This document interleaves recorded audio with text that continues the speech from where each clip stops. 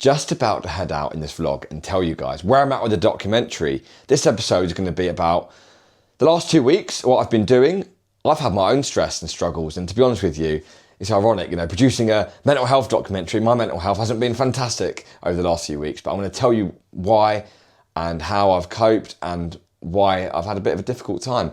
But also I'm going to update you on where I'm at with the documentary, where things are, where they are hopefully going, and the exciting interviews and people I've got coming to share their stories, because this documentary is going to be amazing. So enjoy this vlog series, episode 5, behind the scenes of producing a mental health documentary.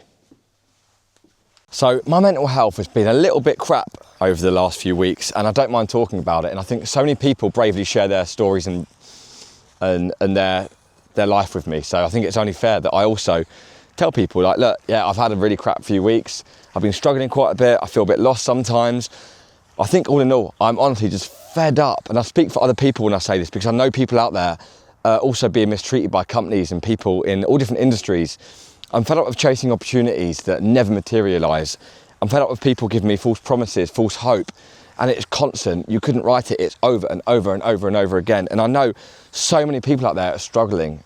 If people aren't in work or trying to find work, it's really, really tough, and it's not spoken about enough. And it's really mentally draining. It's mentally draining. For me, I feel like I'm putting in all this work and trying to help people, and a lot of it is, well, a lot of my work is for free, which is fine, because I choose to do that because I'm passionate about what I'm doing and passionate about what I'm building. But in reality, I don't know how long I can carry on doing this for. I've got to try and find a way of monetizing my platform. I've got to try and find a way of growing on YouTube. It's this vlog episode was meant to come out a week ago, but I just wasn't mentally in the right place for it. I just didn't want to do a vlog. I couldn't get myself to do it, and that's just me speaking from my heart, to be honest with you. But I've bounced back. I'm feeling better, and I'm ready to take on this documentary. And I'm really looking forward to giving you guys an update. I'm going to stop in a minute and have a sit down, and I'm going to go through where I'm at, where I'm going, and my plan for this documentary, because I'm working with the amazing Lisa King and the amazing Owen, who is one of the best camera operators around. You should go and check out his work. Of course, he's second best in the world. Only joking, Owen, only joking. Right, catch you in a bit. Documentary, eh? Oh yes, I am doing a documentary on mental health, and I'm going to make it look absolutely amazing. I've got a guy called Owen. Shout out to you, Owen. You're an absolute legend, an amazing cinematographer, DOP. I've got Lisa King, who is just a wonderful human being that's got lots of experience within this industry, but also just a wonderful person that's going to be a really inspiring part of the documentary. I'm so lucky to have lots of people that are getting behind me with this documentary. It's tough. I cannot say it's easy. But nothing is, right? You've got to work hard in life for these things. You've got to put yourself out there. You've got to fight through the fight. So that's what I'm doing. And, we're going to produce a documentary like no other. Unique, powerful, inspiring, can't speak now. Abolishing negative stigmas, there we have it. And yeah, just going to keep on going, guys. So shout out to everyone that supports me, follows me, and makes a big difference to my platform. So the documentary, I've interviewed Nelly, who bravely shared her story and told me her story on some difficulties as a childhood. I won't go into them. I'll save that for the documentary, for people watching it, and for her to share that story with people. I think that's the right thing to do. My friend Jack Roberts has also shared his story. Now, his story is all about it was about a relationship breakup that put him into a really bad mental health place, and it just got worse and worse, progressively worse from there. He got himself into a really bad hole with his mental health. He shares his story so beautifully, and I'm about to interview Lisa King, who's obviously helping with the documentary and of course The Climb. So I'll be meeting Lisa King soon. We're going to film Lisa's story and the start of her journey before we do the second shoot on Snowdon. I'll be interviewing some experts. I'm thinking about interviewing some people on the front line, so let me know in the comments, what experts do you think will be great for this? Of course, you have therapists, you have all these different people that work within mental health. But what about people on the front line, maybe doctors, nurses? I didn't have a great experience with with my local GP, I was essentially told to go to the library and read about anxiety and trauma and stress. I was like, you couldn't write it. It was pretty awful. It's pretty appalling. And, I think I'm not here to point fingers at individuals, but there's got to be something.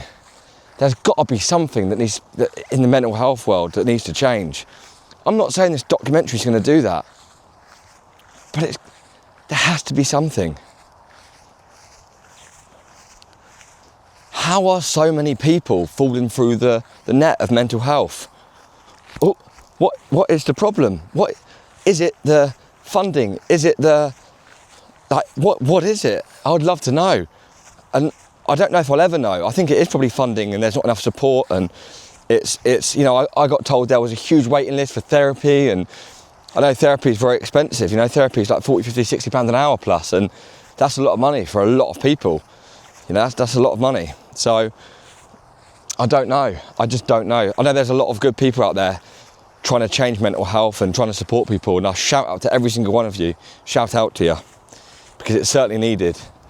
I don't know what this documentary is going to do in terms of change or helping people, raising awareness, but I know that it's going to be a positive thing to do. It's a good thing to do, and it is going to help people.